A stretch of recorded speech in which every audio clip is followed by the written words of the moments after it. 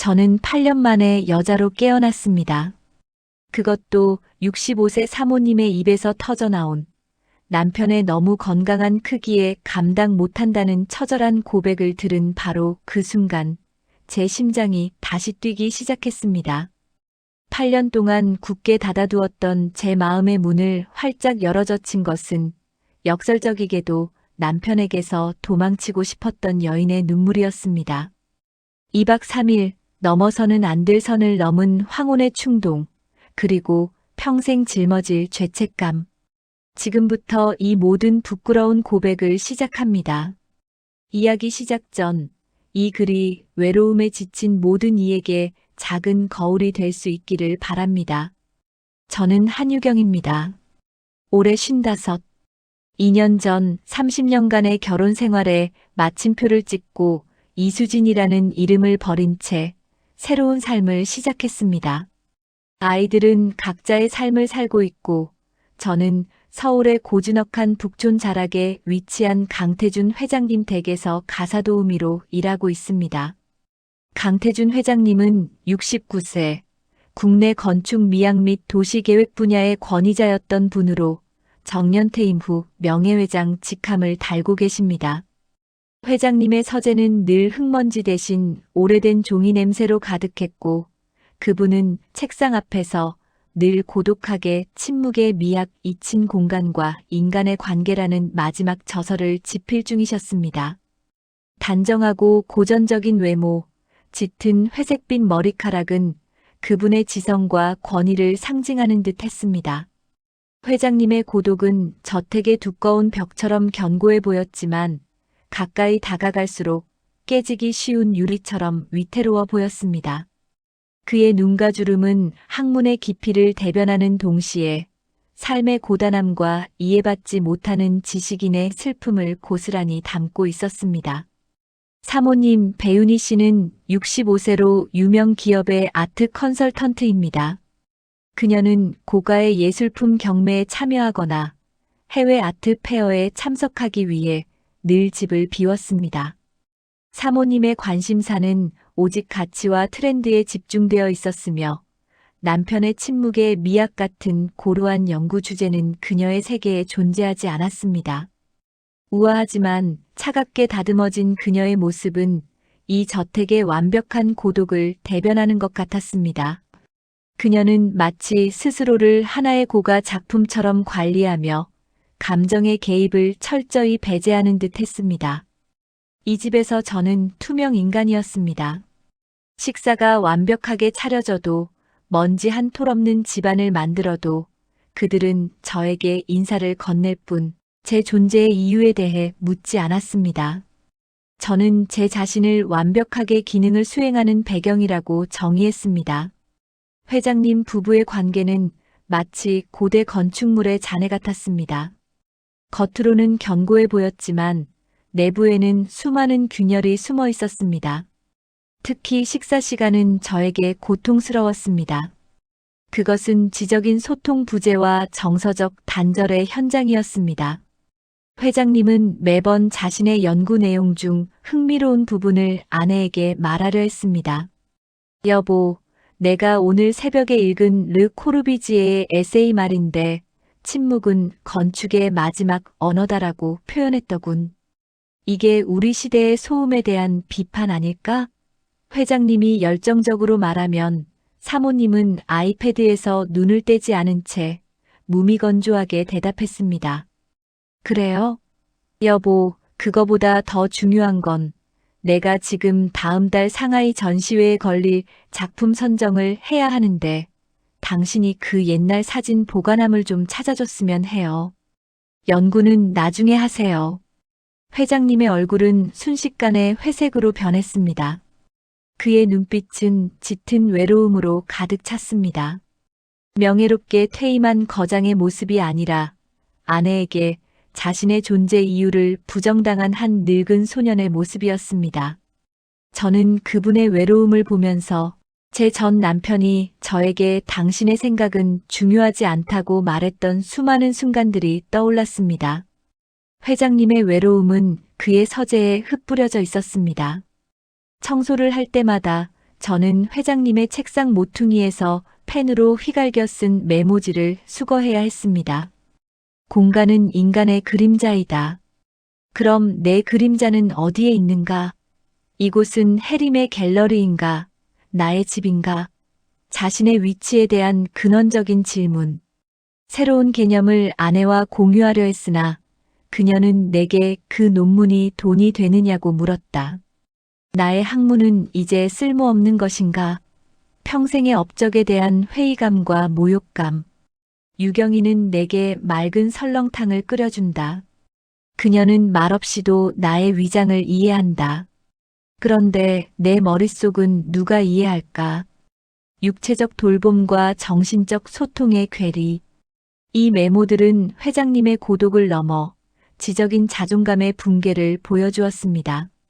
사모님은 지방의 대형 미술 프로젝트 컨설팅을 맡게 되면서 2박 3일간 집을 비우게 되었습니다. 짧은 부재였지만 이 기간은 저희에게 운명적인 전환점이 되었습니다. 출국 당일 사모님은 짐을 챙기던 중 갑자기 제 앞에서 주저앉아 흐느꼈습니다. 저는 당황하여 그녀에게 다가갔습니다. 그녀의 우아하고 단단했던 가면이 완전히 벗겨져 있었습니다. 사모님 괜찮으세요? 어디 편찮으세요? 저는 그녀의 흰 손을 조심스럽게 잡았습니다. 사모님은 눈물을 닦지도 않은 채 저를 붙잡고 충격적인 고백을 쏟아냈습니다. 그녀의 목소리는 와인 잔처럼 깨지기 직전이었습니다. 한유경 씨, 나는 이 집에서 숨막혀 죽을 것 같아요. 내가 도자기와 그림에 매달리는 건 숨쉬기 위해서예요. 교수님은 아니, 강 회장님은 69세인데도 정말 너무 건강하세요. 저는 그녀의 말에 당황하여 숨을 멈췄습니다. 65세의 사모님이 남편의 건강을 두려워한다는 사실이 믿기지 않았습니다. 한유경 씨, 사람들은 다들 회장님이 학문에만 몰두하는 고고한 지식인이라고 알죠? 하지만 침실에서는 그는 여전히 청년이에요. 문제는 그분의 크기가 너무 커서 나는 감당이 안 돼요. 저는 온몸에 소름이 돋았습니다. 65세의 여성이 69세 남편의 너무 건강한 육체와 감당 못할 크기 때문에 고통받고 있다는 사실. 육체적인 부담감과 소통 부재가 그녀를 짓누르고 있었습니다. 나는 늙었어요. 몸이 따라주지 않는데 회장님은 자신의 왕성한 건강을 이해하지 못해요. 나는 그분의 지적인 무게도 육체적인 요구도 모두 감당하기 힘들어요. 해림은 이제 도망치고 싶어요. 이 집에서, 이 남편에게서 그녀의 눈물은 단순한 슬픔이 아니라 존재의 위협 앞에서 느끼는 처절한 공포였습니다. 노년의 성이 한쪽에게는 권위와 욕망의 표현이고 다른 쪽에게는 감당 못할 짐이 되고 있다는 것을 저는 깨달았습니다. 이 충격적인 고백은 저에게 8년 동안 굳게 닫혀있던 여성으로서의 자아를 강렬하게 흔들었습니다. 그녀의 눈물과 고백은 제 심장을 강타했습니다. 회장님의 외로움은 지적인 소통 부재에서 왔고 사모님의 외로움은 육체적 부담감과 소통 부재에서 왔습니다. 저는 이 완벽하게 고독한 저택의 두 인물의 비밀을 동시에 알게 된 것입니다. 사모님의 출국은 저에게 자유가 아니라 회장님과의 위험한 대리전의 시작을 알리는 종소리였습니다. 55세, 저는 처음으로 이 집에서 배경이 아닌 가장 중요한 역할을 맡을 수 있다는 위험한 기대에 사로잡혔습니다. 사모님이 떠난 후 저는 회장님의 식단뿐만 아니라 정서적 환경까지 관리하기 시작했습니다. 제가 잃어버렸던 내 존재의 가치를 회장님에게서 찾고 싶었기 때문입니다. 그분의 지적인 공허함을 채워주는 것이 제 삶의 공허함을 채우는 유일한 방법이라고 믿었습니다. 저는 첫날 저녁 식탁 위에 쪽지를 남겼고 회장님은 이 메시지에 경악과 기쁨을 동시에 느꼈습니다. 며칠 후 회장님은 서재에서 나오자마자 저를 불렀습니다. 한유경 씨, 한유경 씨는 대체 어떤 사람이요? 한유경 씨가 던지는 질문들은 미학을 전공한 사람의 질문 같소. 아, 회장님. 저는 전문적으로 배운 것은 없습니다. 다만 회장님의 글을 읽다 보면 제가 겪었던 삶의 허무함 같은 것들이 회장님의 잊힌 공간 개념과 연결된다는 느낌을 받았습니다. 회장님은 안경을 벗고 저를 뚫어지게 바라봤습니다. 한유경 씨, 유경 씨의 통찰력에 놀랐소. 내 평생의 동반자는 내 학문의 심장부를 건드리고 있소. 저는 제 평생 느껴보지 못했던 황홀감을 느꼈습니다. 잃어버렸던 자존감이 무섭게 피어오르기 시작했습니다. 저희의 대화는 점차 깊어졌습니다. 첫날 밤 회장님은 저에게 차를 대접하며 침묵의 미학에 대해 강연하듯 설명했습니다. 아니요, 한유경 씨. 유경 씨는 소실된 것이 아니라 다시 태어나고 있는 것이요. 유경 씨의 텅 빈 삶이 지금 내게는 가장 아름다운 여백으로 다가오고 있소. 나는 유경 씨에게서 내가 평생 글로만 찾아 헤맨 진정한 침묵의 미학을 봅니다. 그날 밤 회장님은 제 손을 잡았습니다. 한유경 씨, 유경 씨는 내게 더 이상 타인이 아니오. 회장님은 자리에서 일어나 저에게 다가왔습니다. 그는 제 뺨을 감싸 안았습니다. 나는 유경 씨와 하나의 언어로 대화하고 싶소. 내 인생의 황혼기에 나는 비로소 나를 이해하는 사람을 만났소. 나는 유경 씨의 외로움을 안고 싶소. 그리고 유경 씨의 마음을 채우고 싶소. 55세 여성에게 이 고백은 잃어버린 존재의 인정이었습니다. 저는 눈을 감았습니다. 그의 입술이 제 입술에 닿았을 때 저는 죄책감보다 해방감을 느꼈습니다. 이 순간만큼은 저는 가사도우미도 이혼녀도 아닌 사랑받고 인정받는 하나의 여성이었습니다. 침실에서의 첫날 밤은 격렬했습니다. 회장님의 키스는 지적인 열정만큼이나 뜨거웠습니다. 회장님의 입술이 제 입술에 닿는 순간 저는 온몸이 얼어붙는 것을 느꼈습니다. 8년 동안 저는 여성으로서의 제 자신을 완전히 망각하고 살았습니다. 그런데 지금 69세 남성의 떨리는 입술이 제게 전하는 온기는 단순한 욕망이 아니었습니다. 그것은 당신은 가치 있는 존재다라는 제가 평생 갈구했던 인정의 언어였습니다.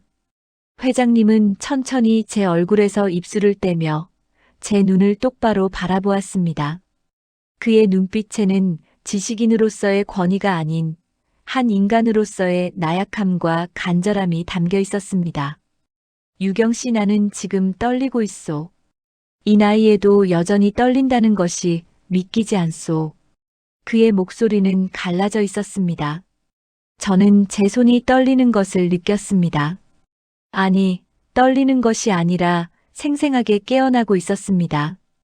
8년 동안 잠들어 있던 제 감각들이 하나둘씩 눈을 뜨기 시작했습니다.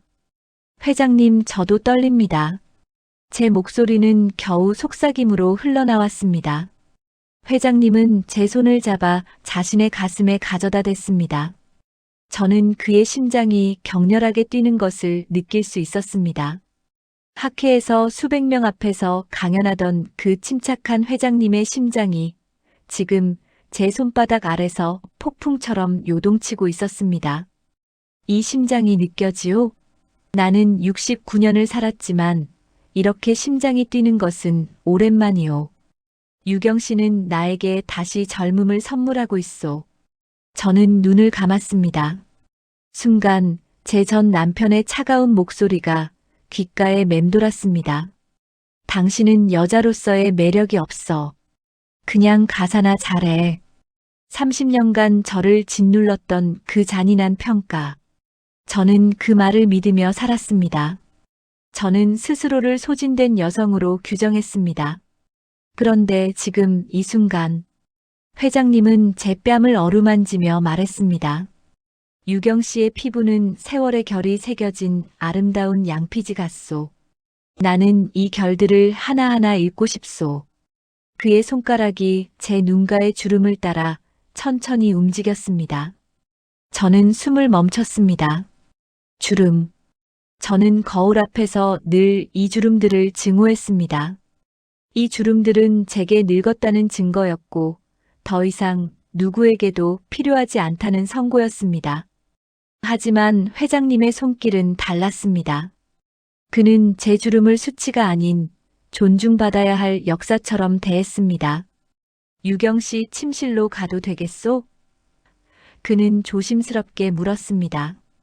저는 그 순간 제 안에서 두 개의 목소리가 격렬하게 충돌하는 것을 느꼈습니다. 첫 번째 목소리 마이너스 죄책감 너는 지금 무슨 짓을 하려는 거니? 사모님은 너를 믿고 집을 비웠어. 너는 가사도우미야. 내가 침범할 수 있는 영역이 아니야. 이건 배신이야. 두 번째 목소리 마이너스 갈망 나는 55년을 살면서 단 한 번도 이렇게 인정받아 본 적이 없어. 회장님은 나를 하나의 인간으로, 여성으로 대하고 있어.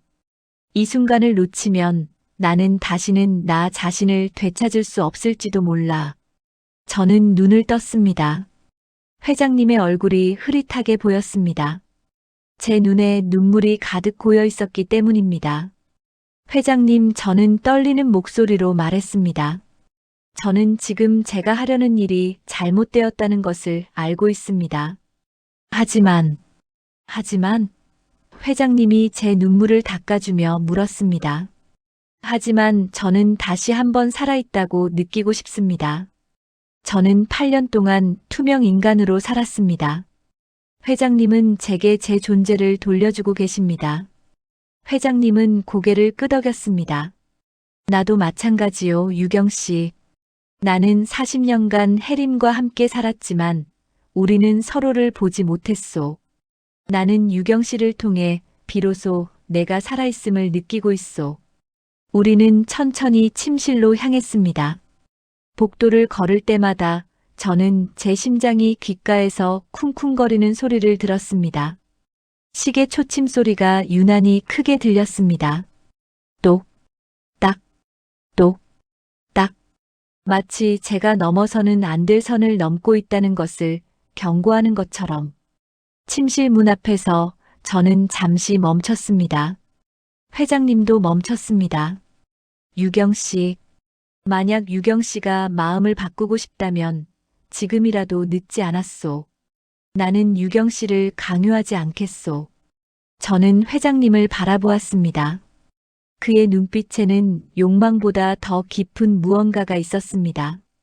그것은 고독한 영혼의 연대였습니다. 아니요, 회장님. 저는 들어가고 싶습니다. 문이 열렸습니다. 침실은 어둡고 고요했습니다. 회장님은 작은 스탠드만 켰습니다. 희미한 빛이 방 안을 부드럽게 감쌌습니다. 회장님은 저를 침대 가장자리에 앉게 하고 무릎을 꿇고 제 앞에 앉았습니다. 저는 깜짝 놀라 그를 일으키려 했습니다. 회장님, 이러시면 안 됩니다. 유경 씨, 나는 지금 한 명의 남자로서 유경 씨를 존중하고 싶소. 나는 유경 씨의 허락을 구하고 싶소. 그는 제 신발을 벗기기 시작했습니다. 천천히 정성스럽게, 마치 성스러운 의식처럼. 유경 씨의 발은 얼마나 많은 길을 걸어왔소? 이 발은 30년간의 결혼 생활을 지탱했고 이혼 후 2년간 새로운 삶을 개척했소. 이 발은 경건하오. 저는 숨이 막혔습니다. 누가 55세 여성의 발을 경건하다고 표현했겠습니까?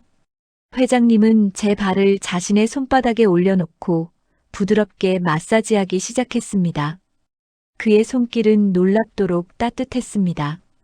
유경 씨, 나는 유경 씨의 모든 부분을 알고 싶소. 하지만 서두르지 않겠소. 우리에게는 2박 3일이라는 시간이 있소. 나는 이 시간을 영원처럼 만들고 싶소. 저는 그때 깨달았습니다. 이것은 단순한 육체적 관계가 아니라는 것을. 이것은 두 개의 고독한 영혼이 만나 서로의 상처를 위로하는 정신적 결합이라는 것을. 회장님은 천천히 일어나 제 옆에 앉았습니다. 그는 제 손을 잡고 자신의 목에 가져다 댔습니다. 유경 씨, 내 맥박을 느껴보시오. 이 맥박은 유경 씨 때문에 뛰고 있소. 저는 그의 목에서 강렬한 맥박을 느꼈습니다. 생생하게 살아 숨쉬는 맥박. 69세 남성의 맥박이 이렇게 힘차게 뛸 수 있다는 것이 놀라웠습니다. 그리고 저는 그 순간 사모님의 고백을 떠올렸습니다. 회장님은 69세인데도 정말 너무 건강하세요. 그분의 크기가 너무 커서 나는 감당이 안 돼요. 저는 순간 두려움을 느꼈습니다. 하지만 동시에 기묘한 기대감도 느꼈습니다. 저는 8년 동안 여성으로서의 제 자신을 부정하며 살았습니다. 그런데 지금 저는 다시 한번 여성으로서 시험받고 있었습니다. 회장님은 제 떨림을 감지했는지 부드럽게 말했습니다. 유경 씨, 두려워하지 마시오. 나는 유경 씨를 다치게 하지 않을 것이오. 나는 유경 씨를 위로하고 싶을 뿐이오. 그는 제 어깨를 감싸 안았습니다. 저는 그의 품에 안겨 비로소 긴장을 풀었습니다. 유경 씨, 우리 천천히 시작합시다. 나는 유경 씨가 준비될 때까지 기다리겠소. 그의 손이 제 등을 따라 천천히 움직였습니다. 어루만지는 것이 아니라 읽는 것 같았습니다. 마치 제 몸에 새겨진 모든 이야기를 손끝으로 해독하는 것처럼. 저는 눈을 감았습니다. 그리고 제 자신에게 속삭였습니다. 한유경, 너는 지금 선을 넘고 있어. 하지만 이 순간만큼은 너 자신에게 솔직해지자. 너는 인정받고 싶었어. 너는 사랑받고 싶었어. 그리고 지금 너는 비로소 그것을 받고 있어. 회장님의 입술이 다시 한번 제 입술을 찾아왔습니다. 이번에는 처음보다 더 깊고 더 절실했습니다. 저는 그의 키스에 응답했습니다. 8년 동안 잠들어 있던 제 감정이 폭발적으로 깨어났습니다. 우리는 천천히, 아주 천천히 옷을 벗었습니다. 회장님은 제 블라우스 단추를 하나씩 풀면서 각각의 단추에 대해 말했습니다. 첫 번째 단추는 유경 씨의 용기를 상징하오. 두 번째 단추는 유경 씨의 고독을 상징하오. 세 번째 단추는 유경 씨의 아름다움을 상징하오. 저는 그의 이 의식에 압도되었습니다. 이것은 단순한 육체의 노출이 아니었습니다. 이것은 영혼의 노출이었습니다. 마침내 우리는 서로의 옷을 모두 벗었습니다. 희미한 스탠드빛 아래서 우리는 서로를 바라보았습니다. 저는 제 55세의 몸을 부끄러워하지 않았습니다. 회장님의 눈빛이 제게 말하고 있었습니다. 너는 아름답다고. 회장님의 몸도 69세의 세월을 고스란히 담고 있었습니다. 하지만 사모님의 말처럼 그는 여전히 건강했습니다. 아니, 건강을 넘어서 생명력으로 충만해 있었습니다. 유경 씨, 이제 우리는 완전히 투명해졌소. 숨길 것이 하나도 없소. 저는 고개를 끄덕였습니다. 네, 회장님.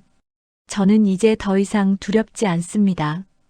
그는 저를 침대에 눕혔습니다. 그리고 제 옆에 누워 저를 바라보았습니다.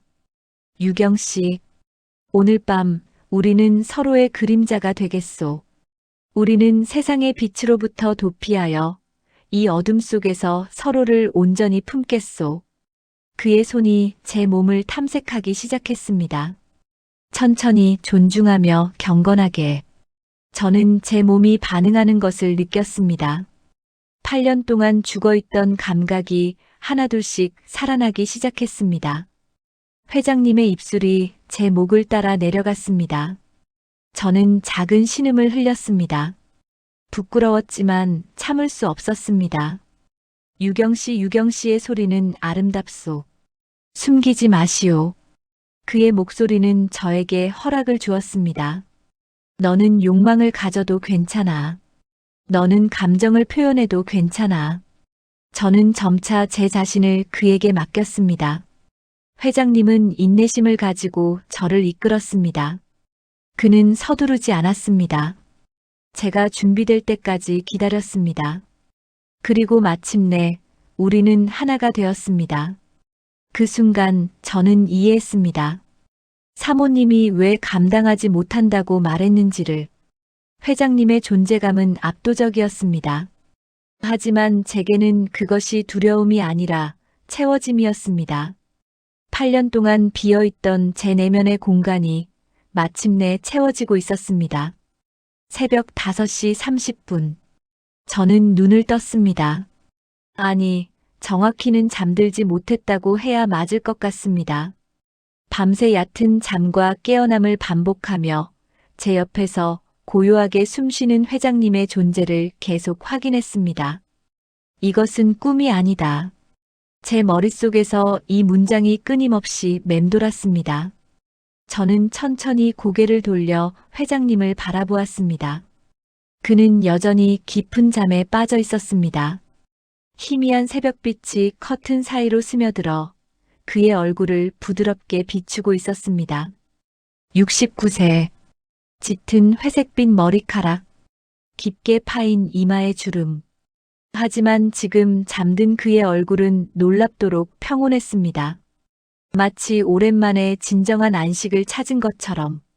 저는 조심스럽게 이불을 들추고 침대에서 빠져나오려 했습니다. 그런데 그 순간 회장님의 손이 제 손목을 붙잡았습니다. 저는 깜짝 놀라 그를 바라보았습니다. 그는 눈을 뜨고 있었습니다. 유경 씨 어디 가시오?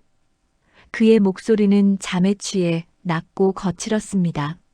아, 회장님. 깨우려던 건 아니었습니다. 저는 그냥 아침 식사 준비를. 회장님은 제 손을 놓지 않았습니다.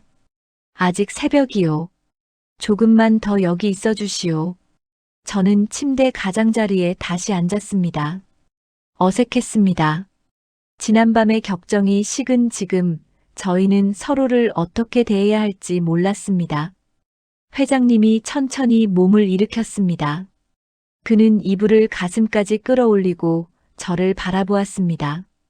우리는 한참 동안 아무 말 없이 서로를 바라보았습니다. 그 침묵이 견딜 수 없이 무거웠습니다. 저는 입을 열었습니다. 회장님, 저는 제 목소리가 떨렸습니다.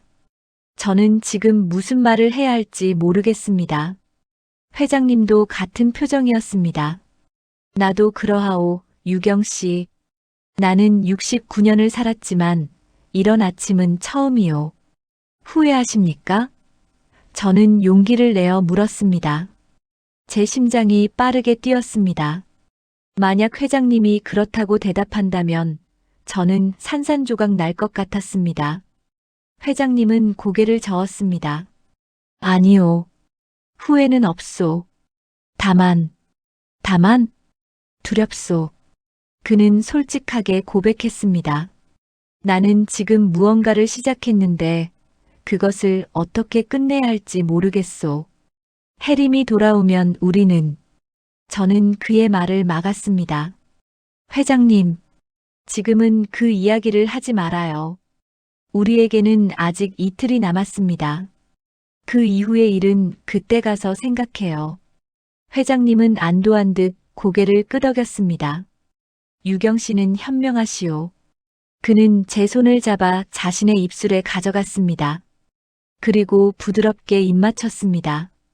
저는 온몸에 전율이 흐르는 것을 느꼈습니다. 유경 씨. 나는 간밤에 유경 씨를 통해 내가 살아있음을 느꼈소. 나는 유경 씨에게 감사하오. 저야말로 회장님께 감사드립니다. 저는 눈물이 날 것 같았습니다. 회장님은 제게 제가 잃어버렸던 것을 돌려주셨어요. 그것이 무엇이오? 저 자신이요. 저는 떨리는 목소리로 대답했습니다. 저는 8년 동안 한유경이라는 사람을 잃어버리고 살았어요. 그저 누군가의 엄마, 누군가의 전 부인, 누군가의 가사도우미로만 살았어요. 그런데 어젯밤 회장님은 저를 한유경이라는 한 명의 여성으로 대해주셨어요. 회장님의 눈빛이 부드러워졌습니다. 유경 씨. 유경 씨는 처음부터 한유경이었소. 다만 유경 씨 스스로가 그것을 잊고 있었을 뿐이요. 저는 더 이상 참을 수 없었습니다. 눈물이 볼을 타고 흘러내렸습니다. 왜 우시오? 회장님이 당황하며 제 눈물을 닦아주었습니다. 행복해서요. 저는 웃으며 울었습니다. 저는 지금 너무 행복해서 두려워요. 이 행복이 곧 끝날 것 같아서. 회장님은 저를 꽉 껴안았습니다. 유경 씨, 우리 지금 이 순간에 집중합시다. 미래의 고통을 현재에 끌어들이지 맙시다. 저는 그의 품에 안겨 한참을 울었습니다. 그것은 슬픔의 눈물이 아니었습니다. 그것은 해방의 눈물이었습니다. 한참 후 저는 눈물을 그치고 회장님의 품에서 빠져나왔습니다. 제가 정말 아침 식사 준비를 해야 해요. 회장님, 오늘은 뭘 드시고 싶으세요? 회장님은 미소를 지었습니다. 유경 씨가 만드는 것이라면 무엇이든 좋소. 하지만, 오늘은 내가 유경 씨와 함께 준비하고 싶소. 나는 유경 씨가 부엌에서 일하는 모습을 지켜보고 싶소. 저는 당황했습니다. 회장님이 부엌에요? 사모님이 알면. 해림은 지금 여기 없소. 회장님의 목소리에 결연함이 담겨 있었습니다. 이틀 동안만큼은 나는 이 집의 주인이 아니라 유경 씨의 동반자이고 싶소. 저는 가슴이 뜨거워지는 것을 느꼈습니다. 알겠어요, 회장님. 그럼 함께 준비해요. 우리는 옷을 입었습니다. 저는 어젯밤 벗어둔 제 옷을 주워 입으면서 묘한 감정을 느꼈습니다. 이 옷은 어제 한유경이 입었던 옷입니다.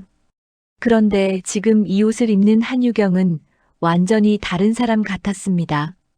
회장님도 옷을 입으며 저를 계속 바라보았습니다. 그의 눈빛에는 애정이 가득했습니다. 유경 씨가 옷을 입는 모습도 아름답소. 저는 얼굴이 붉어졌습니다. 회장님, 그런 말씀하시면 부끄러워요. 부끄러워할 필요 없소. 나는 진심을 말하는 것이요. 우리는 함께 부엌으로 내려갔습니다. 새벽 6시. 평소 같으면 저 혼자 조용히 식사 준비를 시작하는 시간입니다. 하지만 오늘은 달랐습니다. 회장님이 제 옆에 서 있었습니다. 저는 냉장고를 열어 재료들을 꺼냈습니다. 회장님, 오늘은 된장찌개와 간단한 반찬들로 준비할게요. 괜찮으세요? 완벽하오. 회장님이 대답했습니다. 내가 무엇을 도울 수 있겠소? 저는 잠시 생각했습니다. 그럼 두부를 썰어 주시겠어요? 회장님은 기꺼이 앞치마를 두르고 두부를 썰기 시작했습니다. 저는 그 모습을 보며 웃음이 나왔습니다. 국내 건축 미학의 권위자가 앞치마를 두르고 두부를 썰고 있다니. 무엇이 그리 웃기오? 회장님이 물었습니다. 아니에요. 그냥 회장님의 모습이 신기해서요. 회장님은 항상 서재에서 책만 읽으시는 줄 알았는데 이렇게 부엌 일도 하시네요. 회장님은 쓴웃음을 지었습니다. 사실 나는 부엌 일을 해본 적이 거의 없소. 해림도 이전의 가사 도우미들도 모두 나를 부엌에서 배제했소. 회장님은 그저 연구나 하세요라고 말하며 저는 그의 목소리에 담긴 외로움을 느꼈습니다. 그래서 더 외로우셨겠네요. 그렇죠. 회장님이 고개를 끄덕였습니다. 나는 평생 쓸모 있는 사람이 되려고 노력했소. 학문적으로 성공하고 명예를 얻고 부를 축적했소. 하지만 정작 집에서는 나는 그저 방해물이었소. 해림의 갤러리 기획에도 집안 살림에도 나는 개입할 수 없었소. 저는 손을 멈추고 그를 바라보았습니다. 회장님. 하지만 지금 이 순간 회장님이 저를 바라보며 말했습니다. 나는 처음으로 유경 씨와 함께 무언가를 만들고 있소. 비록 그것이 단순한 아침 식사일지라도 이것은 내게 학술서적을 출판하는 것보다 더 의미 있는 일이오. 저는 가슴이 뭉클해졌습니다. 저도요, 회장님. 저도 누군가와 함께 식사를 준비하는 것이 이렇게 행복한 일인지 처음 알았어요. 우리는 함께 음식을 만들었습니다. 저는 된장찌개를 끓였고 회장님은 서툴지만 정성스럽게 두부를 썰고 파를 다듬었습니다. 부엌에는 구수한 된장 냄새와 끓는 물소리가 가득했습니다. 그리고 그 속에서 우리는 가끔씩 눈을 마주치고 미소를 지었습니다. 유경 씨, 회장님이 갑자기 말했습니다. 네. 나는 지금 이 순간이 침묵의 미학이라고 생각하오. 저는 고개를 갸우뚱했습니다. 침묵의 미학이요? 하지만 우리는 계속 대화하고 있는데요. 회장님은 미소를 지었습니다. 침묵의 미학은 말이 없다는 뜻이 아니오. 그것은 불필요한 소음이 없는 진정한 소통을 의미하오. 지금 우리가 나누는 이 시간 음식을 함께 만들고 서로를 배려하고 간단한 말들을 주고받는 이 시간이 바로 침묵의 미학이요. 저는 그제야 이해했습니다. 회장님이 평생 연구해온 침묵의 미학은 단순히 건축이나 공간에 관한 것이 아니었습니다. 그것은 인간관계, 소통, 그리고 존재에 관한 것이었습니다. 회장님, 그렇다면 저희 지금 회장님의 학문을 실천하고 있는 건가요? 회장님은 크게 웃었습니다. 그렇죠. 유경 씨는 정확히 이해했소. 나는 40년간 이 개념을 연구했지만 지금에서야 비로소 그것을 경험하고 있소. 유경 씨 덕분이요. 식사가 준비되었습니다. 우리는 식탁에 마주 앉았습니다. 평소 같으면 저는 주방에서 서서 식사를 했을 것입니다. 하지만 오늘은 회장님이 제 손을 잡고 식탁에 앉히며 말했습니다. 유경 씨, 오늘부터 이틀 동안 유경 씨는 가사도우미가 아니오. 유경 씨는 나의 동반자요. 저는 떨리는 마음으로 회장님 맞은편에 앉았습니다. 이 자리는 늘 사모님의 자리였습니다. 저는 죄책감을 느꼈습니다. 회장님은 제 표정을 읽었는지 부드럽게 말했습니다. 유경 씨, 죄책감을 느끼지 마시오. 이 자리는 지금 유경 씨의 자리요. 저는 고개를 끄덕이며 수저를 들었습니다. 우리는 함께 만든 음식을 먹었습니다. 맛있소. 회장님이 진심으로 말했습니다. 내가 만든 두부가 들어가서 그런지 유난히 더 맛있는 것 같소. 저는 웃음을 터뜨렸습니다. 회장님, 두부는 그냥 썰기만 한 건데요. 그래도 그렇소. 유경 씨와 함께 만들었다는 것이 중요하오. 우리는 식사를 하며 이런저런 이야기를 나눴습니다. 회장님은 자신의 젊은 시절 이야기를 들려주었습니다. 가난한 집안에서 태어나 장학금으로 대학을 나오고 유학을 가서 학문의 길을 걸었던 이야기. 그리고 해림을 만나 결혼했지만 점차 서로 다른 방향으로 걸어갔던 이야기. 저도 제 이야기를 했습니다. 25에 결혼해서 30년간 남편과 아이들을 위해 살았던 이야기. 그리고 어느 날 남편이 당신과는 더 이상 대화가 통하지 않는다며 이혼을 요구했던 이야기. 그때 저는 정말 무너졌어요. 저는 솔직하게 고백했습니다. 저는 30년간 그 사람을 위해 모든 것을 바쳤는데 결국 저는 쓸모없는 사람이 되어버렸어요. 회장님은 제 손을 잡았습니다. 유경 씨는 쓸모없는 사람이 아니오. 단지 유경 씨의 가치를 알아보지 못하는 사람들 곁에 있었을 뿐이오. 저는 눈물이 날 것 같았습니다. 하지만 참았습니다. 더 이상 슬픈 이야기는 하고 싶지 않았습니다. 회장님, 오늘은 행복한 이야기만 해요. 좋은 생각이요. 회장님이 미소 지었습니다. 식사를 마친 후 저는 설거지를 하려고 일어섰습니다. 하지만 회장님이 제 팔을 붙잡았습니다. 설거지는 나중에 하시오. 지금은 나와 함께 서재로 가주시오. 서재요? 그렇죠. 나는 유경 씨에게 보여주고 싶은 것이 있소. 저는 회장님을 따라 서재로 향했습니다. 서재는 늘 그랬듯이 책 냄새로 가득했습니다.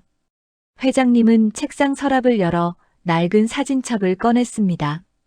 이것은 내가 젊었을 때 찍은 사진들이요. 나는 이것을 해림에게도 보여준 적이 없소. 저는 조심스럽게 사진첩을 받아들었습니다. 첫 페이지에는 20대 초반으로 보이는 젊은 회장님의 사진이 있었습니다. 그는 낡은 작업복을 입고 건축 현장에 서 있었습니다. 그의 눈빛은 지금보다 훨씬 순수하고 열정적이었습니다. 이때가 가장 행복했던 시절이요. 회장님이 조용히 말했습니다. 나는 아무것도 가지지 못했지만 꿈은 가득했소. 나는 내 손으로 아름다운 건축물을 만들고 싶었소. 저는 사진들을 한 장 한 장 넘기며 들었습니다. 회장님의 인생이 사진 속에 고스란히 담겨 있었습니다. 그런데 어느 순간 나는 꿈을 잃었소. 회장님의 목소리가 낮아졌습니다. 성공했지만 동시에 잃어버린 것이 너무 많았소. 순수함, 열정, 그리고 진정한 동반자. 저는 사진첩을 덮고 회장님을 바라보았습니다. 하지만 유경 씨를 만나고 회장님이 제 손을 잡았습니다. 나는 다시 그 시절의 나를 찾은 것 같소. 유경 씨는 나에게 잃어버렸던 순수함을 돌려주었소. 저도 그래요, 회장님. 저는 고백했습니다. 회장님은 제게 잃어버렸던 저 자신을 돌려주셨어요. 회장님은 저를 끌어안았습니다. 우리는 한참 동안 서재의 고요함 속에서 서로를 껴안고 있었습니다. 그리고 그 순간 저는 깨달았습니다. 이것은 단순한 일탈이 아니라는 것을. 이것은 두 개의 상처받은 영혼이 서로를 치유하는 과정이라는 것을. 하지만 동시에 저는 알고 있었습니다. 이 아름다운 아침은 곧 끝날 것이고 우리는 결국 현실로 돌아가야 한다는 것을. 사모님이 돌아오면 이 모든 것은 끝날 것이라는 것을. 하지만 지금 이 순간만큼은 저는 그 현실을 외면하고 싶었습니다. 회장님의 품 안에서 저는 눈을 감고 속삭였습니다. 회장님, 이 순간이 영원했으면 좋겠어요. 나도 그러하오, 유경 씨. 나도 그러하오. 첫날 아침 이후 저와 회장님은 마치 오래된 연인처럼 자연스럽게 시간을 보냈습니다. 오전 시간 동안 회장님은 서재에서 집필을 하셨고 저는 평소처럼 집안을 정리했습니다. 하지만 모든 것이 달랐습니다. 청소를 하면서도 저는 계속 서재 쪽을 바라보았습니다. 그곳에서 회장님이 책상 앞에 앉아 원고를 쓰고 계신다는 사실만으로도 제 가슴은 따뜻했습니다. 오전 11시쯤 저는 따뜻한 차를 준비해 서재로 가져갔습니다. 문을 두드리자 회장님의 목소리가 들렸습니다. 들어오시오. 저는 조심스럽게 문을 열었습니다. 회장님은 안경을 쓰고 원고지 위에 펜을 움직이고 계셨습니다. 그는 저를 보자 얼굴이 환해졌습니다. 유경 씨, 좋은 타이밍이요. 나는 방금 유경 씨 생각을 하고 있었소. 저요? 저는 차를 내려놓으며 물었습니다. 그렇죠. 회장님이 저를 바라보며 말했습니다. 나는 지금 침묵의 미학 중 가장 중요한 장을 쓰고 있었소. 그런데 유경 씨와의 대화가 없으면 이 장을 완성할 수 없을 것 같소. 제가 도움이 될 수 있을까요? 회장님은 제 손을 잡아 자신의 옆 의자로 이끌었습니다. 앉으시오. 나는 유경 씨의 의견이 필요하오. 저는 그의 옆에 앉았습니다. 회장님은 원고지를 제 앞에 놓았습니다. 그곳에는 이렇게 적혀 있었습니다. 진정한 공간의 가치는 그 공간을 채우는 사람에 의해 결정된다.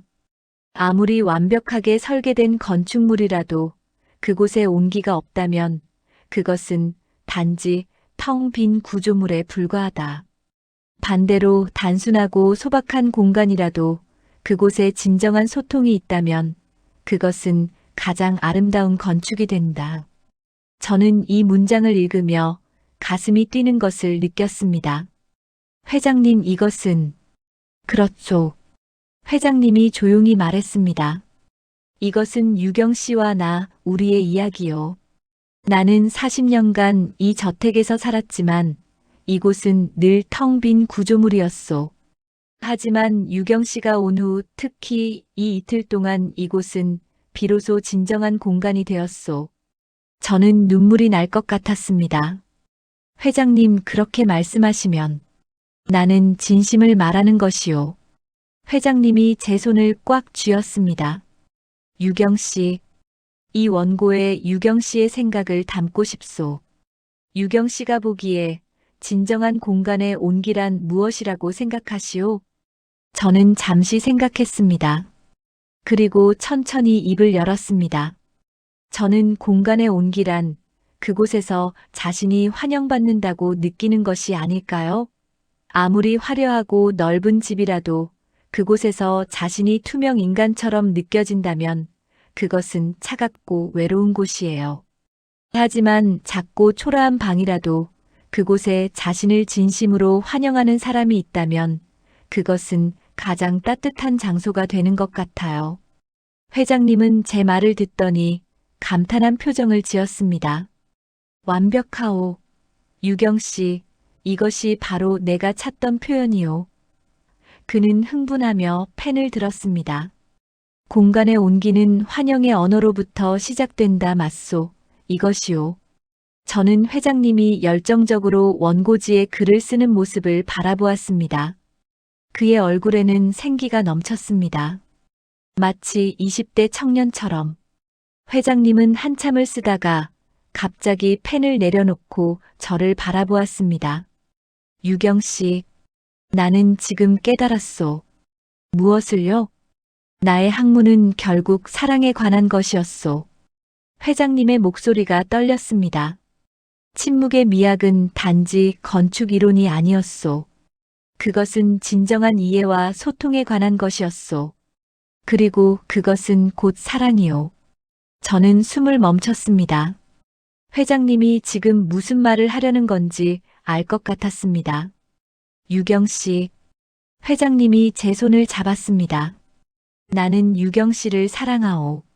세상이 멈춘 것 같았습니다. 저는 그의 눈을 똑바로 바라보았습니다. 그의 눈빛에는 거짓이 없었습니다. 회장님, 제 목소리가 떨렸습니다. 저도 회장님을. 저는 말을 끝맺지 못했습니다. 눈물이 쏟아졌기 때문입니다. 회장님은 저를 끌어안았습니다. 울지 마시오, 유경 씨. 나는 유경 씨를 울리려고 이 말을 한 것이 아니오.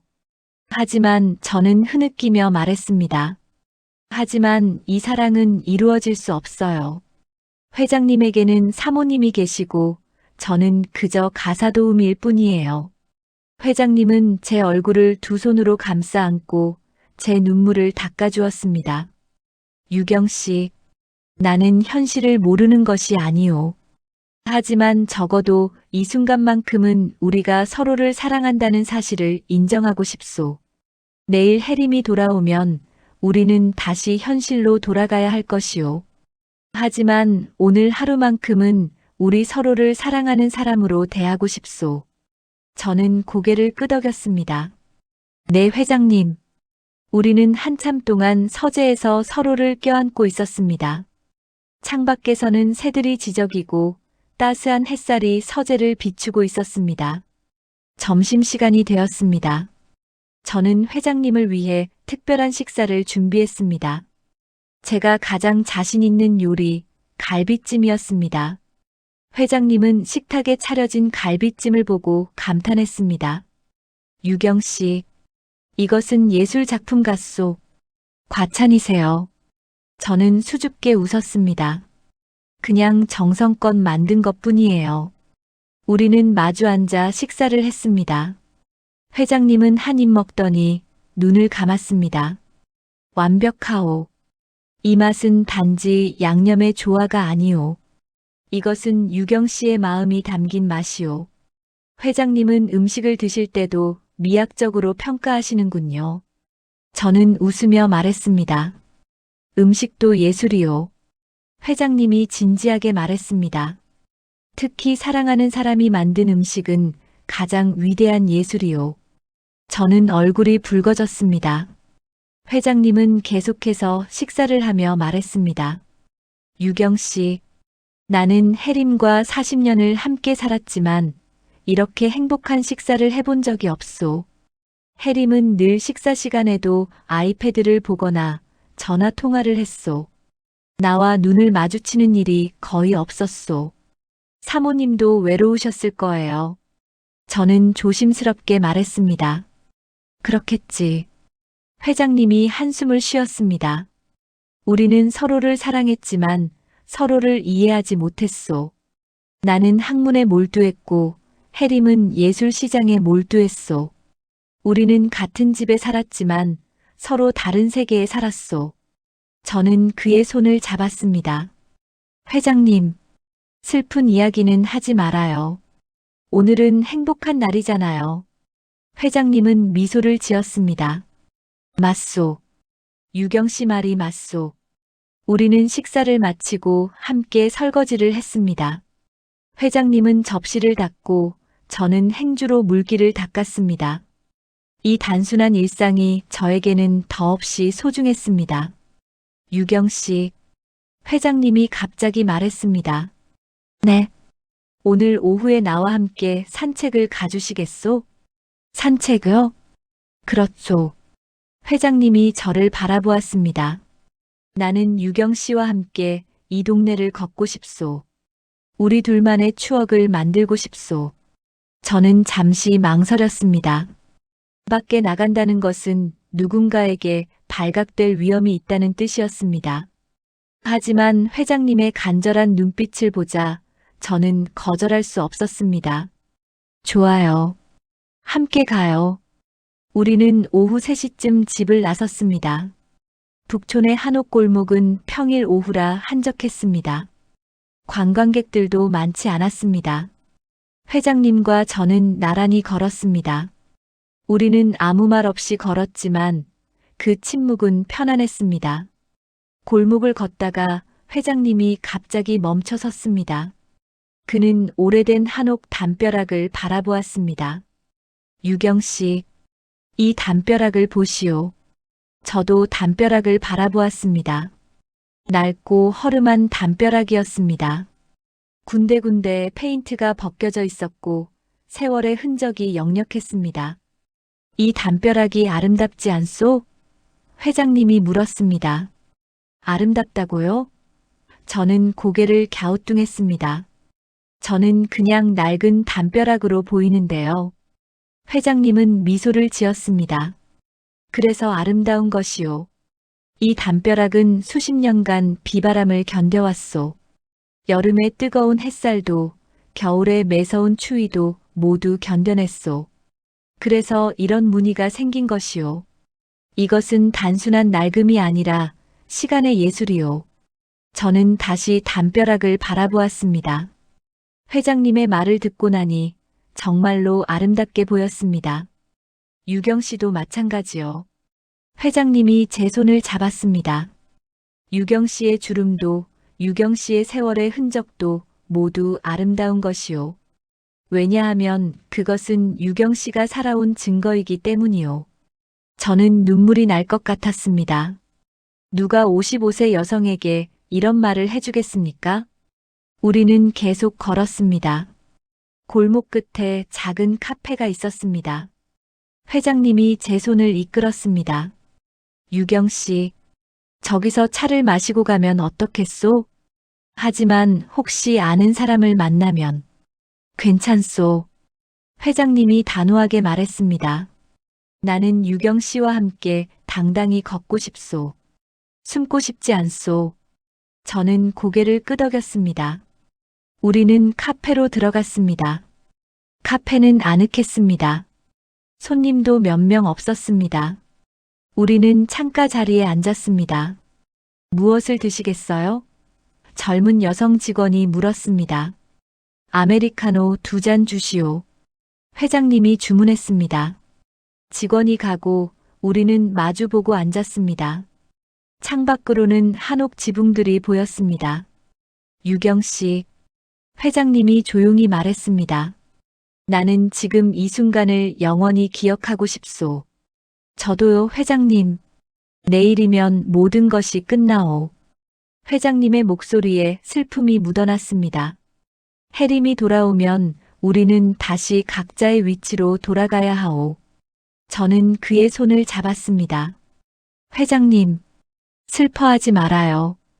우리에게는 아직 오늘 저녁과 내일 아침이 남아있잖아요. 맞소. 회장님이 억지로 미소를 지었습니다.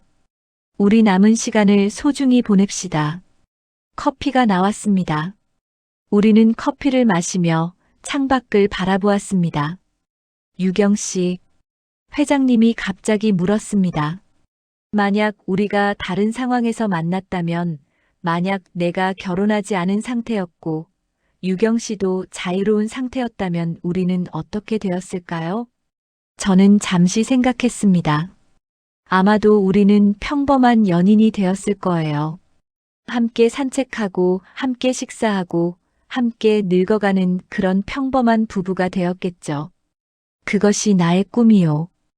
회장님이 조용히 말했습니다. 평범한 행복. 나는 평생 명예와 성공을 추구했지만 정작 평범한 행복은 누려보지 못했소. 저도요. 저는 고백했습니다. 저도 30년간 좋은 아내, 좋은 엄마가 되려고 노력했지만 정작 제 자신으로 살아본 적은 없었어요. 우리는 서로를 바라보며 슬픈 미소를 지었습니다. 카페를 나와 우리는 다시 집으로 향했습니다. 해가 서쪽으로 기울고 있었습니다. 집에 도착하자 회장님이 말했습니다. 유경 씨, 오늘 저녁은 내가 만들고 싶소. 회장님이요? 저는 놀라서 물었습니다. 그렇죠. 회장님이 단호하게 말했습니다. 나는 평생 누군가를 위해 음식을 만들어 본 적이 없소. 하지만 오늘은 유경 씨를 위해 무언가를 만들고 싶소. 저는 감동했습니다. 하지만 회장님 요리를 할 줄 아세요? 아니요. 회장님이 웃었습니다. 전혀 모르오. 그래서 유경 씨가 옆에서 가르쳐 주시오. 우리는 함께 부엌으로 갔습니다. 저는 회장님에게 간단한 요리를 제안했습니다. 된장찌개와 계란말이. 회장님은 진지하게 제 설명을 들으며 하나하나 따라했습니다. 처음에는 서툴렀지만 점차 익숙해졌습니다. 파는 이렇게 어슷하게 써는 거예요. 제가 시범을 보이자 회장님은 열심히 따라했습니다. 이렇게 하는 것이요? 회장님이 조심스럽게 파를 썰었습니다. 네, 잘하셨어요. 저는 칭찬했습니다. 회장님은 아이처럼 기뻐했습니다. 유경 씨의 칭찬을 들으니 기분이 좋소. 우리는 함께 저녁을 만들었습니다. 부엌에는 웃음소리가 가득했습니다. 마침내 저녁이 완성되었습니다. 회장님이 만든 된장찌개와 계란말이. 완벽하지는 않았지만 정성이 가득 담겨 있었습니다. 자, 이제 먹어봅시다. 회장님이 들뜬 목소리로 말했습니다. 우리는 식탁에 앉아 회장님이 만든 음식을 먹었습니다. 어떻소? 회장님이 긴장한 표정으로 물었습니다. 저는 한 숟가락 먹고 미소를 지었습니다. 맛있어요. 정말 맛있어요. 정말이요? 회장님이 기뻐했습니다. 네. 회장님의 정성이 느껴져요. 회장님은 만족한 표정을 지었습니다. 나는 69년을 살면서 오늘 처음으로 누군가를 위해 음식을 만들었소. 그리고 이것이 이렇게 행복한 일인지 처음 알았소. 저는 회장님의 손을 잡았습니다. 저도요. 회장님과 함께하는 모든 순간이 행복해요. 우리는 식사를 마치고 거실로 갔습니다. 소파에 나란히 앉아 창밖을 바라보았습니다. 밤이 깊어가고 있었습니다. 유경 씨, 회장님이 제 어깨를 감싸며 말했습니다. 내일이면 이 모든 것이 끝나오. 알아요. 저는 그의 가슴에 기대며 말했습니다. 나는 유경 씨를 놓고 싶지 않소. 저도요, 회장님. 하지만 우리는 현실로 돌아가야 해요. 회장님은 한참 동안 침묵했습니다. 그리고 조용히 말했습니다. 유경 씨, 만약 내가 해림과 이혼한다면 유경 씨는 나와 함께 해주겠소? 저는 깜짝 놀라 그를 바라보았습니다. 회장님, 그런 말씀을 하시면 안 돼요. 왜 안 돼요? 사모님과 회장님은 40년을 함께 사셨어요. 저 때문에 그 모든 것을 포기하실 수는 없어요. 하지만 나는 유경 씨와 함께 있을 때만 진정으로 살아있음을 느끼오. 저는 눈물을 흘리며 말했습니다. 회장님, 저도 회장님을 사랑해요. 하지만 우리의 사랑은 이루어질 수 없어요. 저는 회장님의 인생을 망치고 싶지 않아요. 회장님은 저를 꽉 껴안았습니다. 우리는 한참 동안 서로를 껴안고 울었습니다. 그날 밤 우리는 마지막 밤을 함께 보냈습니다. 이번에는 격정이 아니라 깊은 슬픔과 애절함이 담긴 밤이었습니다. 우리는 서로를 끌어안고 이별을 두려워했습니다. 유경 씨, 나는 유경 씨를 영원히 기억하겠소. 저도요, 회장님. 저도 회장님을 평생 잊지 못할 거예요. 우리는 새벽까지 서로를 껴안고 있었습니다. 그리고 이것이 마지막이라는 것을 알고 있었습니다. 새벽 4시. 저는 잠에서 깼습니다. 아니, 제대로 잠들지 못했습니다. 옆에 누워있는 회장님도 깊은 잠에 빠지지 못한 것 같았습니다. 그의 호흡이 불규칙했기 때문입니다. 회장님, 깨어 계세요? 저는 조용히 물었습니다. 그렇죠. 회장님의 목소리가 어둠 속에서 들렸습니다. 나는 잠들고 싶지 않소. 잠들면 이 시간이 더 빨리 지나갈 것 같아서. 저는 그의 손을 찾아 꽉 쥐었습니다. 저도요. 우리는 한참 동안 어둠 속에서 서로의 손을 잡고 누워 있었습니다. 시계 소리만이 무심하게 흘러갔습니다. 똑, 딱, 똑, 딱. 오늘 오후 3시. 회장님이 조용히 말했습니다. 해림의 비행기가 도착하오. 그녀는 5시쯤 집에 도착할 것이오. 제 가슴이 조여왔습니다. 그럼 우리에게 남은 시간은 13시간. 회장님의 목소리가 떨렸습니다. 13시간 후면 모든 것이 끝나오. 저는 회장님에게로 몸을 돌렸습니다. 어둠 속에서도 그의 윤곽이 보였습니다. 회장님, 저는 후회하지 않아요. 나도 그렇죠, 유경 씨. 이 이틀이 내 인생에서 가장 행복한 시간이었소. 회장님은 저를 끌어안았습니다. 우리는 마지막 새벽을 서로의 품 안에서 보냈습니다. 아침 6시. 저는 침대에서 일어나 옷을 입었습니다. 회장님도 일어났습니다. 유경 씨, 오늘 아침은 내가 원하는 것을 먹고 싶소. 무엇을 원하세요? 회장님은 잠시 생각하더니 미소를 지었습니다. 유경 씨가 만든 미역국이요. 내 생일도 아닌데 미역국을 먹고 싶소. 저는 그 의미를 알았습니다. 미역국은 새로운 시작을 상징합니다. 하지만 회장님에게 오늘은 끝의 날이었습니다. 그가 미역국을 원한다는 것은 아마도 다시 태어나고 싶다는 의미일 것입니다. 알겠어요. 정성껏 끓여드릴게요. 저는 부엌으로 내려가 미역국을 끓이기 시작했습니다.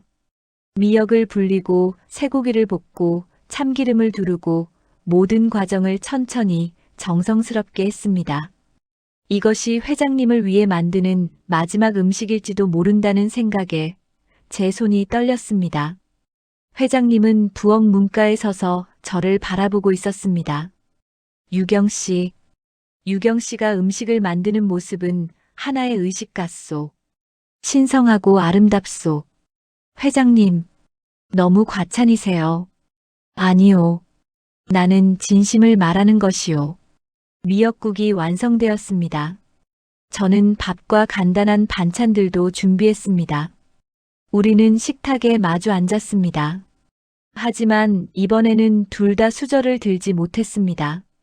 유경 씨, 회장님이 먼저 말을 꺼냈습니다. 나는 유경 씨에게 부탁이 하나 있소. 말씀하세요. 혜림이 돌아오기 전에 나는 유경 씨와 이야기를 나누고 싶소. 우리의 미래에 대해. 제 심장이 빠르게 뛰었습니다. 미래요?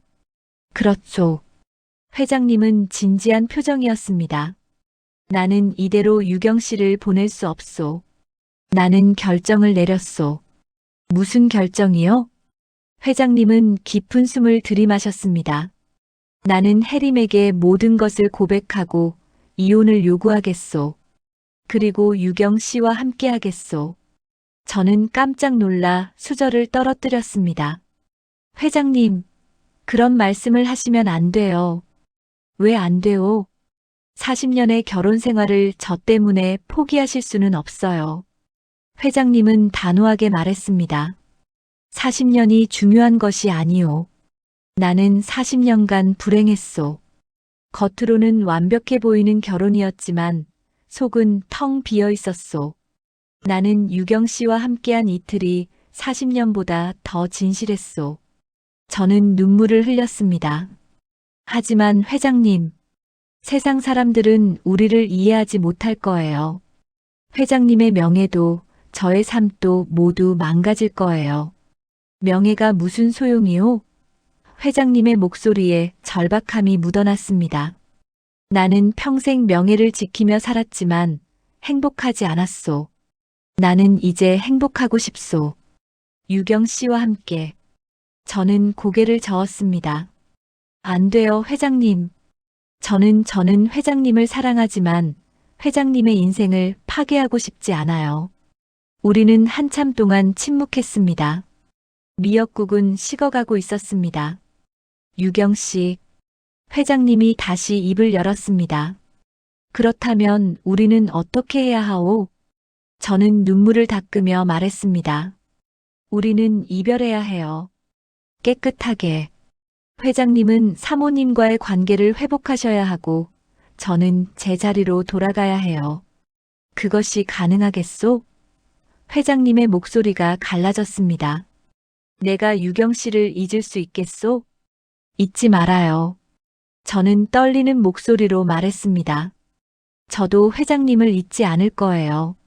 하지만 우리는 이것을 추억으로 남겨야 해요. 더 이상 진행시키면 우리 모두 상처받을 거예요. 회장님은 얼굴을 손으로 가렸습니다. 그는 울고 있었습니다. 69세의 노학자가 식탁 앞에서 소리 없이 울고 있었습니다. 저도 울었습니다. 우리는 식사도 하지 못한 채 서로를 바라보며 울었습니다. 오전 10시. 저는 집안 청소를 시작했습니다. 사모님이 돌아오기 전에 모든 흔적을 지워야 했습니다. 침실에 침대 시트를 갈고 베개 커버를 교체하고 방 안을 환기시켰습니다. 제 머리카락 한 올도 남기지 않으려 꼼꼼히 청소했습니다. 회장님은 서재에서 원고를 정리하고 있었습니다.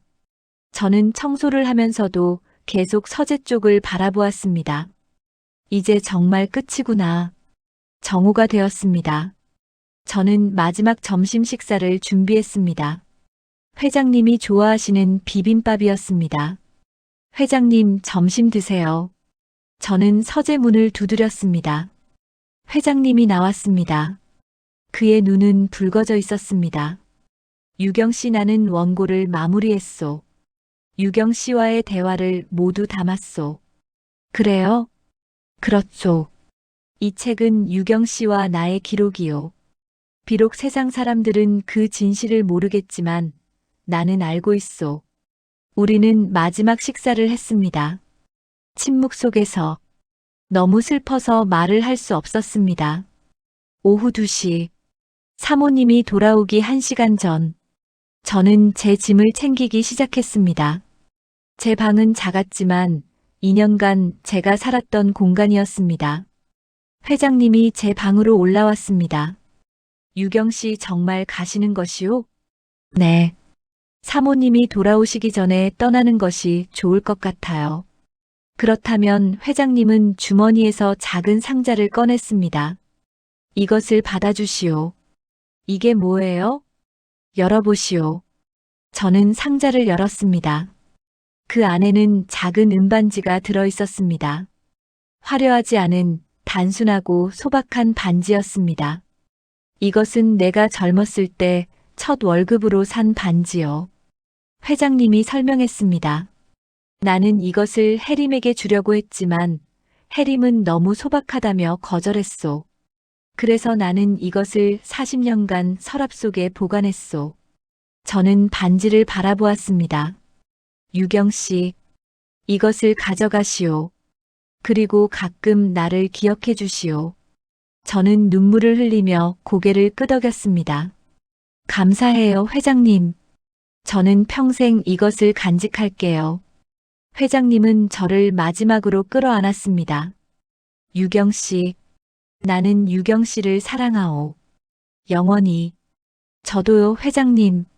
저도 회장님을 사랑해요. 영원히.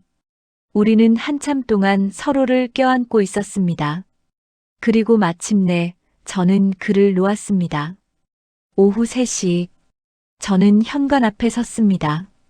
작은 가방 하나만 들고 회장님도 현관까지 따라 나왔습니다. 유경 씨, 안녕히 계세요, 회장님. 부디 건강하세요. 유경 씨도 행복하시오. 저는 마지막으로 회장님을 바라보았습니다. 그리고 돌아섰습니다.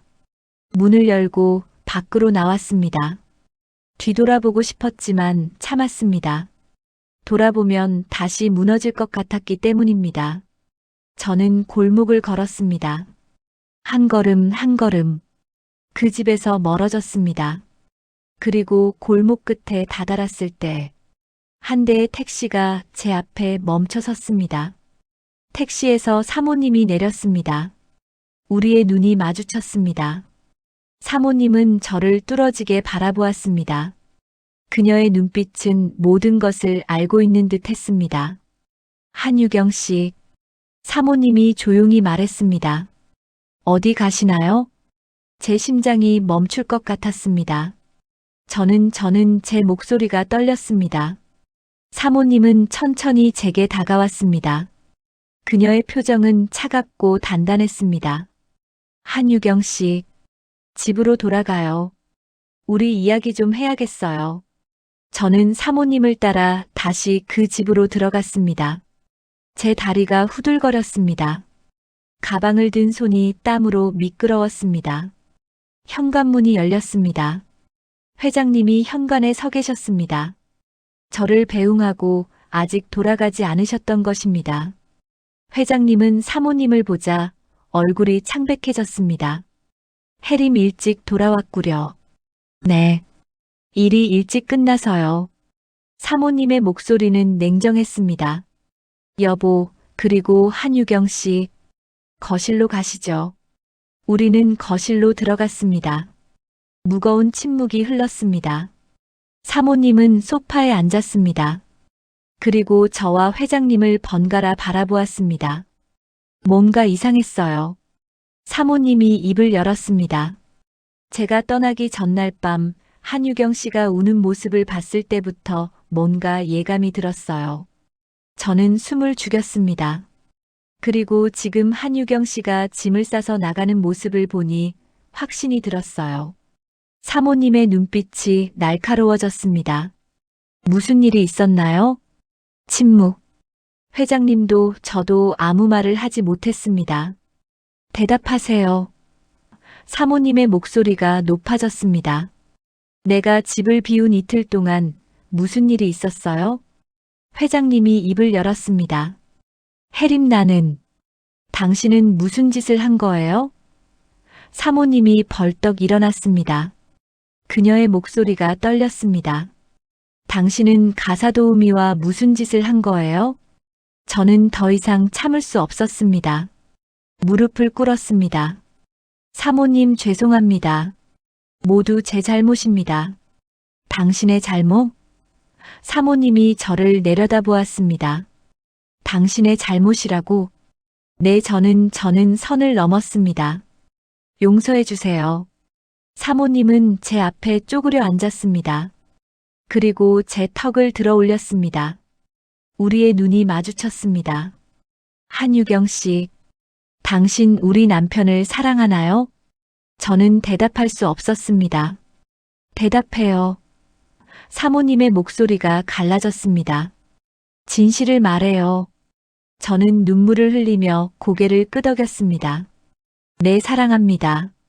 사모님은 뒤로 물러났습니다. 그녀는 소파에 주저앉아 얼굴을 손으로 가렸습니다.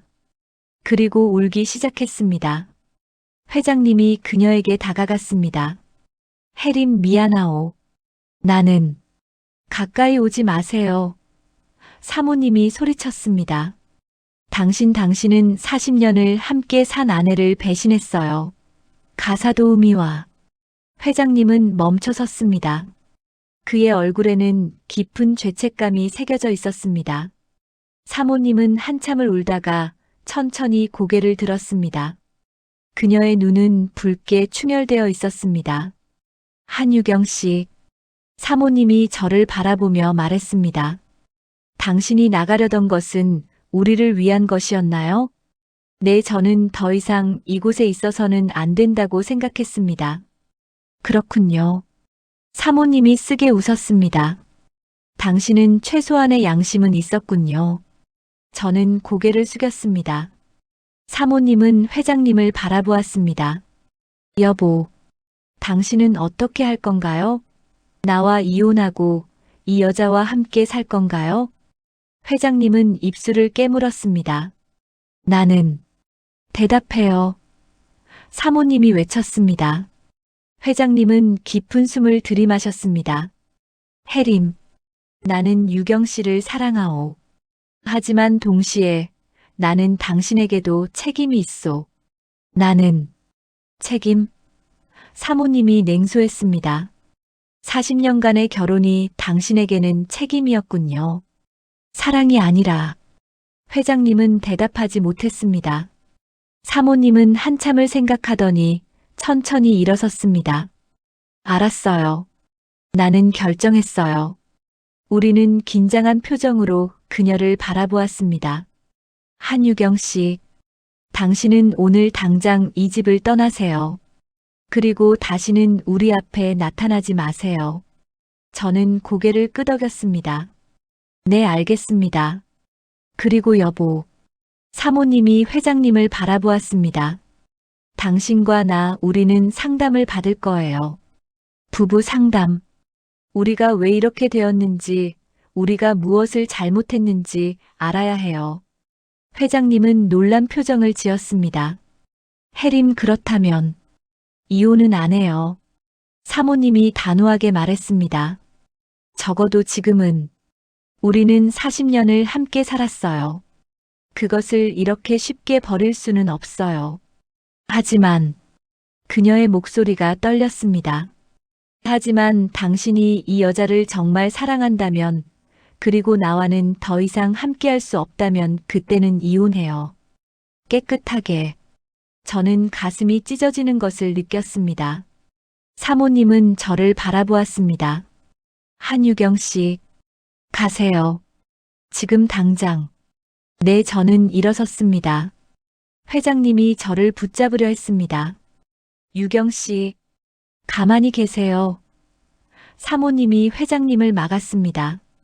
더 이상 이 여자에게 미련을 보이지 마세요. 저는 가방을 들고 현관으로 향했습니다.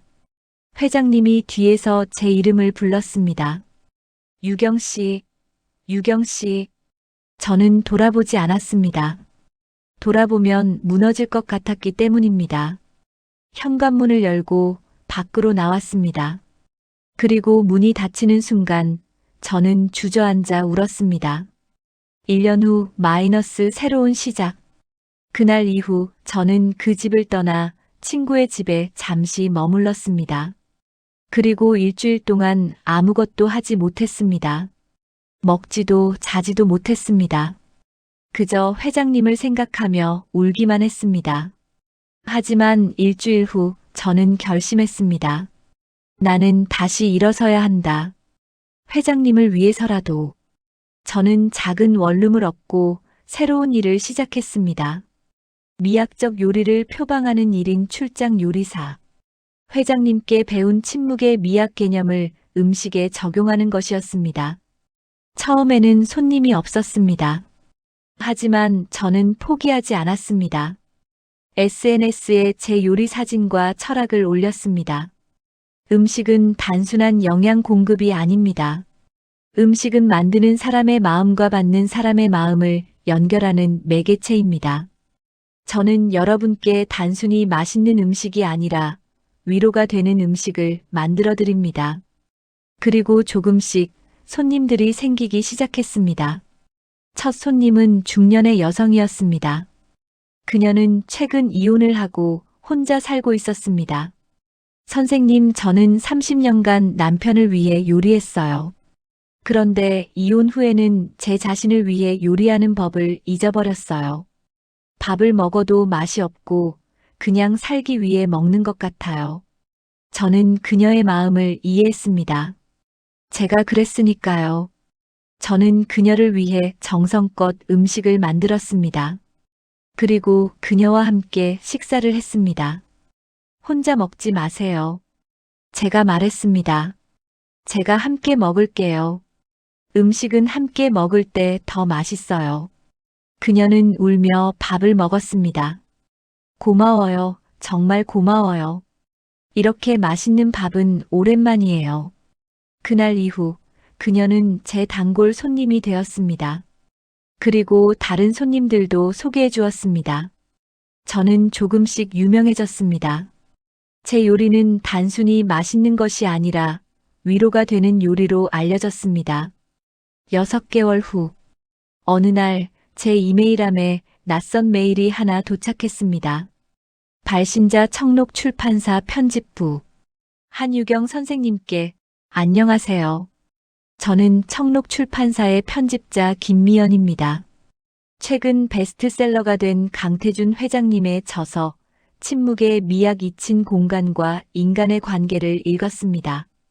책의 감사의 말에 선생님의 성함이 언급되어 있었고 저희는 선생님께 연락을 드리게 되었습니다. 혹시 선생님께서도 책을 집필하실 의향이 있으신지 여쭙고 싶습니다. 선생님의 미학적 요리 철학이 많은 분들께 위로가 될 것 같습니다. 저는 이메일을 읽고 눈물이 났습니다. 회장님의 책이 베스트셀러가 되었다는 것, 그리고 그 책에 제 이름이 언급되어 있다는 것. 저는 서점으로 달려갔습니다. 베스트셀러 코너에 회장님의 책이 놓여 있었습니다. 저는 떨리는 손으로 책을 집어들었습니다. 표지는 단순하고 우아했습니다. 검은 바탕에 흰 글씨로 침묵의 미학이라고 적혀 있었습니다. 저는 마지막 페이지를 펼쳤습니다. 감사의 말. 이 책을 완성하는 데 도움을 주신 모든 분들께 감사드립니다. 특히 나의 침묵의 미학에 가장 진실한 울림을 주었던 한유경 씨에게 깊은 감사를 전합니다. 그녀는 나에게 잊힌 공간 속의 인간의 온기를 가르쳐 주었습니다. 그녀가 없었다면 이 책은 완성되지 못했을 것입니다. 유경 씨, 부디 행복하시길 바랍니다. 저는 서점 한가운데에서 울었습니다. 주변 사람들이 저를 이상하게 쳐다보았지만 저는 신경 쓰지 않았습니다. 저는 책을 사서 집으로 돌아왔습니다. 그리고 밤새 책을 읽었습니다. 책 속에는 우리의 대화가, 우리의 시간이, 우리의 사랑이 담겨 있었습니다. 물론 직접적으로 표현되지는 않았지만 저는 알 수 있었습니다. 3장 공간의 온기는 환영의 언어로부터 시작된다. 마이너스 이것은 제가 회장님께 말씀드렸던 것입니다. 5장 진정한 소통은 말이 아닌 침묵 속에서 이루어진다. 마이너스 이것은 우리가 함께 요리하며 느꼈던 것입니다.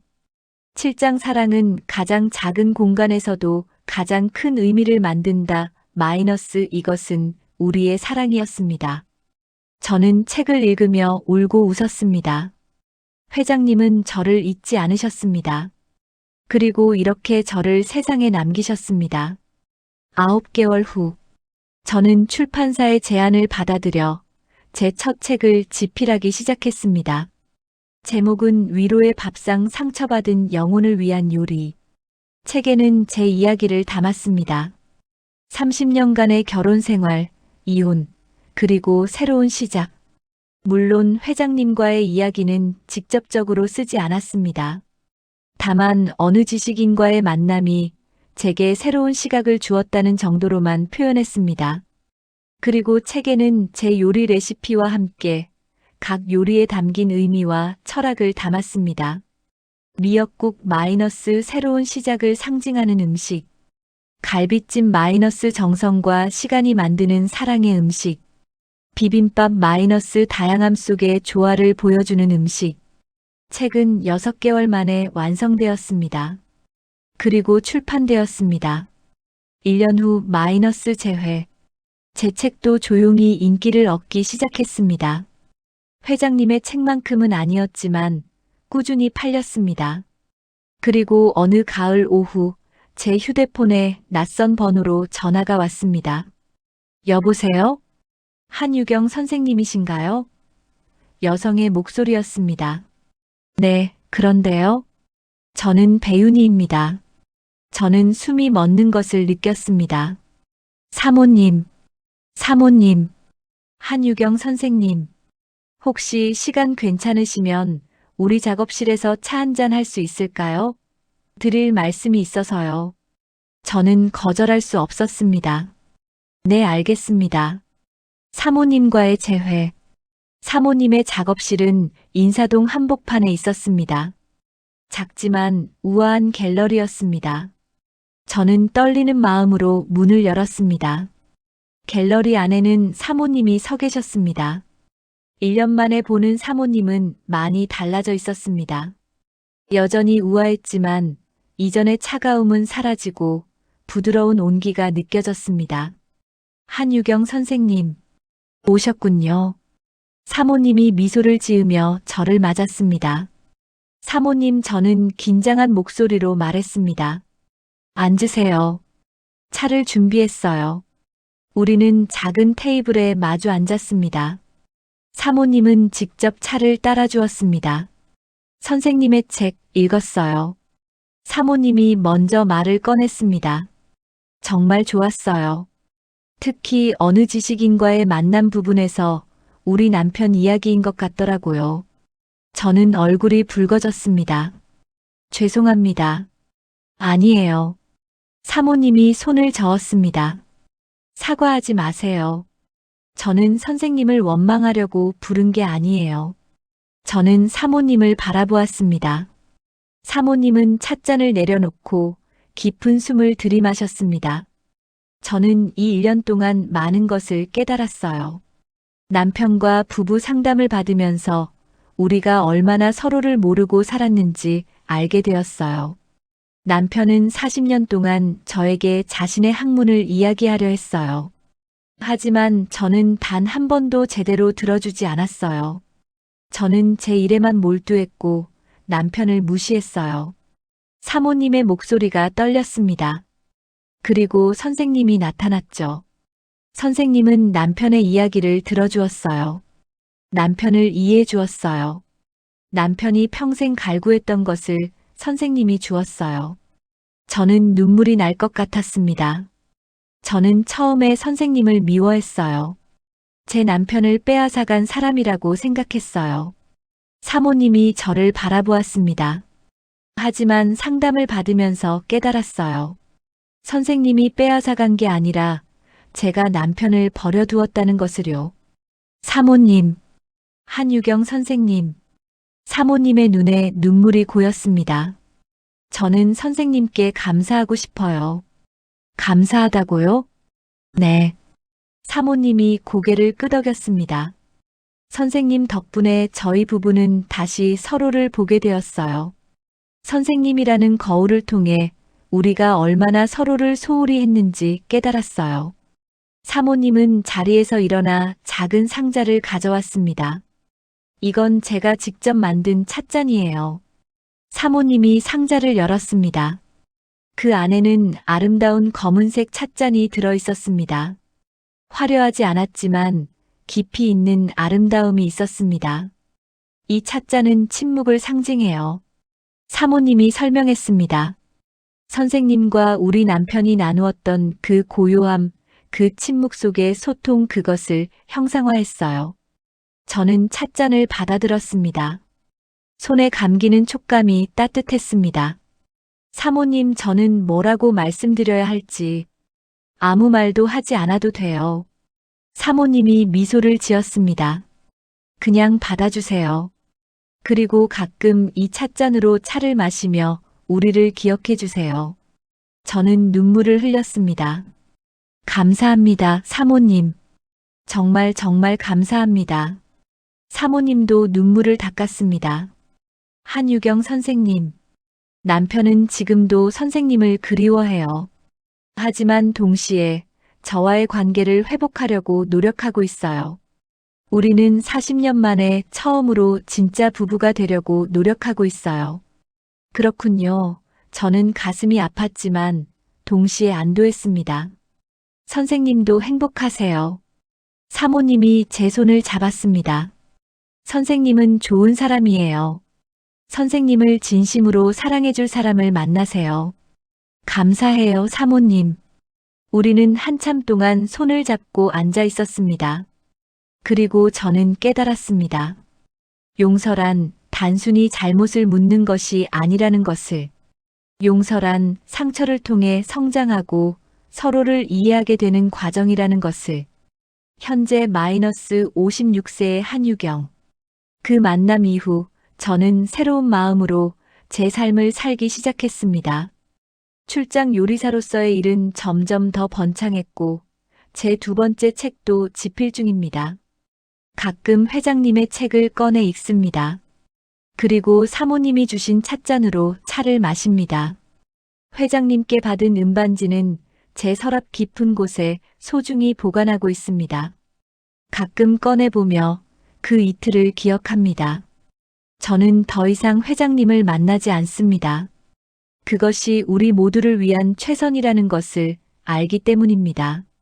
하지만 그분이 제게 가르쳐 준 것들은 영원히 제 안에 살아 있습니다.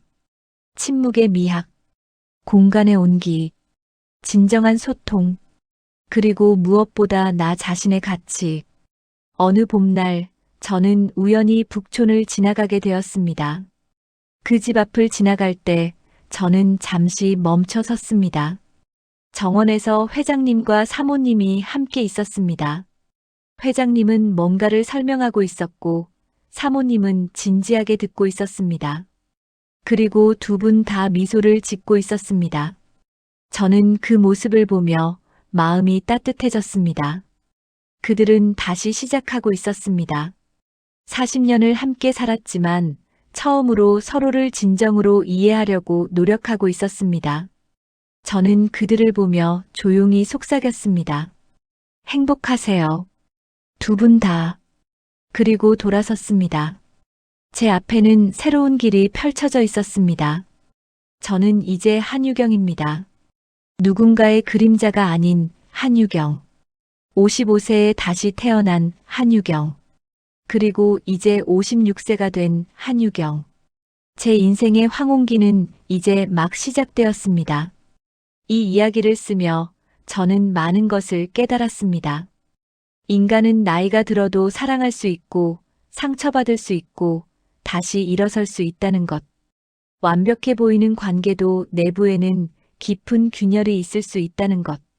그리고 때로는 배신처럼 보이는 사건이 관계를 재건축하는 계기가 될 수 있다는 것. 저는 회장님과의 2박 3일을 후회하지 않습니다. 그것은 잘못된 일이었지만 동시에 저를 구원한 일이기도 했습니다. 그 이틀이 없었다면 저는 영원히 투명 인간으로 살았을 것입니다. 하지만 동시에 저는 배웠습니다. 나의 외로움을 누군가의 공허함으로 채우려 하지 말라. 나의 가치는 누군가의 인정으로부터 오는 것이 아니라 나 자신으로부터 온다. 저는 이제 혼자입니다. 하지만 외롭지 않습니다. 저는 제 자신과 함께 있으니까요. 그리고 그것이 가장 아름다운 침묵의 미학이라는 것을 깨달았습니다. 긴 이야기 끝까지 읽어주셔서 감사합니다. 구독, 좋아요 부탁드립니다.